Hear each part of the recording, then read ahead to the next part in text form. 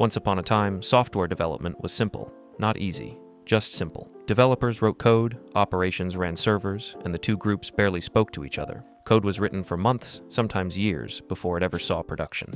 When release day finally arrived, it wasn't exciting, it was terrifying. Someone manually copied files to a server, someone else restarted a service, and everyone hoped nothing exploded. And if it did explode, well, that was usually operations problem. This is the world DevOps was born into. I call that era the before DevOps, or BD era. Back then, most teams followed something called the waterfall model. You plan everything up front, design everything up front, build everything up front, and deploy at the very end. Developers would finish their work, throw it over the wall, and operations would somehow make it run on production machines that were configured completely differently. This is where the famous "works on my machine" phrase was first born. Deployments were manual, fragile, and usually happened late at night, like they were robberies because nobody wanted users watching when things broke. Releases were slow, mistakes were expensive, and everyone blamed everyone else. Then in 2001, everything changed. The avatar was born, and his name was Agile. Teams start working in short iterations. Features ship faster. Feedback loops get tighter. Developers can finally move quickly. But operations doesn't change at the same pace. Servers are still snowflakes.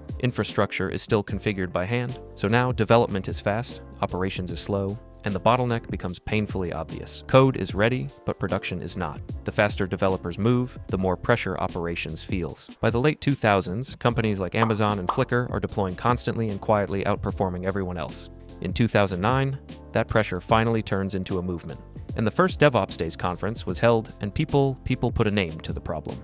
DevOps isn't a tool, and it's not a job title, at least back then it wasn't. It's the idea that development and operations share responsibility for shipping and running software. The famous Flickr talk about deploying more than 10 times a day proves that this isn't theory. It's possible, but only if teams stop working in silos and start automating everything they can. The next breakthrough came from the cloud. When AWS makes infrastructure programmable, servers stop being physical objects and start behaving like software. You don't request hardware anymore. You call an API. And once infrastructure can be created with code, people realize something important. If code can be version controlled, reviewed, tested, and rolled back, infrastructure should work the same way. So in the early 2000s, infrastructure as code took off. Tools like Chef, Puppet, Ansible, and later Terraform allow teams to define entire environments in files. Instead of clicking buttons and hoping for consistency, you describe what the system should look like, and automation makes it real. Deployments become repeatable, and scaling stops being scary. Then, in 2013, Docker shows up to fix one of the most annoying problems in software history: environment drift. With containers, the application and everything it needs to run are packaged together. If it runs here, it runs there. Operations loves it because deployments are predictable. Developers love it because production stops behaving like a mysterious parallel universe. And when Kubernetes arrives a couple of years later, containerized applications can suddenly run at massive scale with self-healing, scheduling, and automation built in. This combination becomes the new default. As DevOps matures, automation extends everywhere. Continuous integration turns into full continuous delivery pipelines. Every commit can trigger tests, builds, and deployments automatically. Git becomes the source of truth not just for code, but for infrastructure and configuration. This leads to a new term, GitOps, where production systems continuously reconcile themselves against what's defined in a repository. Monitoring and observability mature as well. Instead of guessing what's happening in production, teams measure everything. Metrics, logs, traces. Tools like Prometheus and Grafana turn production into something you can actually understand. Google's SRE practices influence how teams think about reliability, error budgets, and failure as a normal part of the system. Today, DevOps isn't controversial anymore. It's expected. Security shifts left into DevSecOps.